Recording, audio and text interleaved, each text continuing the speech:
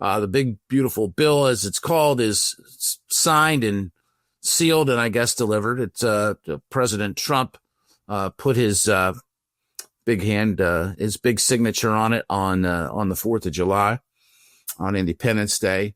I think, there's a lot to unpack from the bill itself. And I don't want to go too far back, into sort of like kind of like the history of this bill. But original scoring on this from the Congressional Budget Office. And I want to talk about that really more so, but like, what does the Congressional Budget Office do for the benefit of our audience? Did not exactly give it the highest marks. And in fact, it's suggesting that there'll be, significant spending beyond revenue received, which of course means that there's a deficit. We've seen some estimates of the increase to federal debt over the arc of the next, I guess it would be 9 years, in excess of $5 trillion.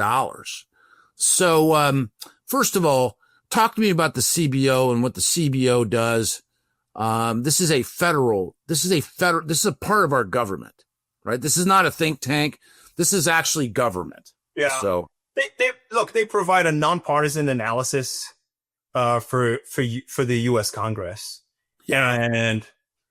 And they have multiple ways of scoring legislation.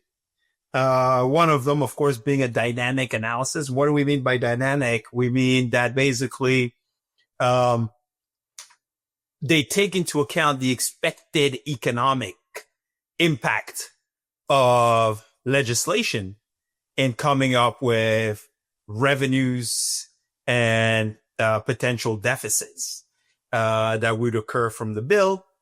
And what they found is basically, well, first, there are direct spending cuts, right, which we expected from this administration.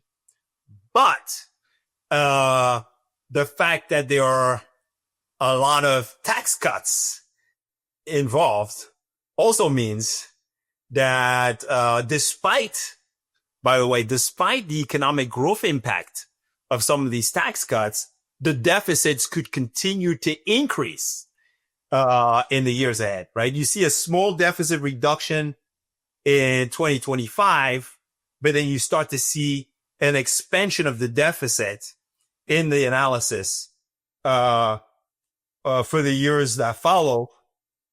And that expansion is massive. Yeah, right? I threw a number out there and I forgive me. I don't think that's number's quite right. This is the number that's straight from the CBO. The One Big Beautiful Bill Act, as passed by the House of Representatives on May 22nd. Now there's been some changes here too. So this is a number that's in the ballpark. Would increase the primary deficit by 2.4 trillion over the 2025 to 2034 period. So a 10-year arc. That estimate reflects a $3.7 trillion reduction in revenues and a $1.3 trillion reduction in non-interest outlays. It does not account for how the bill would affect the economy. So what does that mean? What for the benefit of the people that are listening at home, you have the CBO that's doing scoring, and what they're doing is they're creating an estimate. They're not held accountable for how right or how wrong they are. Like you said, it's nonpartisan, but it's part of the permanent government here in the United States, right? I mean, it's not without its influences, and it's not, it's. The best part about America is that these estimates are made public and everybody can look at them. Everyone can analyze the assumptions, and different think tanks around the country are actually playing around and trying to figure out, where there could be flaws in the analysis. What I like about the CBO though, is that they both produce a conventional estimate, what we basically call a static score. And then they provide a dynamic estimate. The static score is basically very simple. If the tax rate goes up or goes down by X, the revenues will go down by X, right? Because basically you assume the economy does not react to tax policy changes and that behavior doesn't change.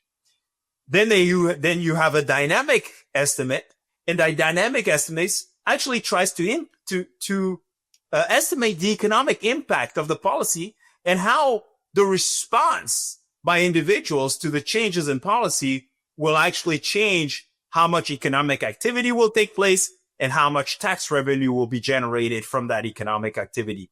And so you have these two estimates that are produced and presented to Congress and the general public, because you can look this out on their website, right? And, if you go by a static analysis, right, then the deficit increases by a lot more than if you take into account the economic impact of a tax cut, right? When you take into the economic impact of a tax cut, well, what do people do when they get extra tax dollars back in their pocket? They usually go out and spend it. You get a check back from the IRS. What do? You go out and buy a new refrigerator, maybe a new car. You do something with it, right? And so that creates additional spending into the economy, creates additional income for somebody that is taxed. And so that creates additional revenues because the economy grows as a result. Well, let's talk about that, because the CBO doesn't account for the economy, right? That is, they do. There are two estimates. There's a conventional estimate and there's a dynamic estimate. But in this information that is provided, it literally says at the end of this paragraph, it does not account for how the bill would affect the economy. Table one has at the top the conventional estimate, and at the bottom the dynamic estimate. I'm looking at that. So let's talk about this. So and I mean, we have to summarize this somewhat quickly, but I'd like you to make sense of this, because we want people to be looking at at things like the CBO scoring. Fire away. Go ahead. Yeah. So when you compare those two things, you realize very quickly that if you take into account the dynamic impact of the policy, right, the fact that there might be some growth effects, right, then the deficit does not look as big, right? And then when you do go ahead and look, if you just look at the conventional estimate, right, and you subtract any growth impact from the tax policy changes, then you end up with a bigger deficit because of the magnitude of the tax cuts. And so that is kind of the way this is done. But in any case, right, the policy is expected to increase the deficit. If you make different assumptions about how people respond to tax cuts, right? So if you say, hey, potentially people are more responsive to tax cuts than under our current scenario, then you could get more growth out of the equation. And if you get more growth, of course, then you get more tax revenues. And so the deficit shrink. And I think the secretary in his interviews has been talking about and he did again on Sunday. Scott Bessant said as much. And I think that'll be interesting it always is interesting to see what comes from an economic idea. Sometimes you can look at them from afar and you go, that makes a lot of sense. That seems like it would work. Sometimes you can look at them and go, I don't know that this is going to happen, that this seems like a moonshot. I think it's too soon to tell with the one big beautiful bill. It's an exercise on paper to kind of help you figure things out a little bit, but it's not meant to, it's a model. And so a model is just a kind of simplification of the real world. The real world is way more complex. There are too many moving parts. And so it just gives us an approximation of what to expect going forward. But we'll have to wait and see.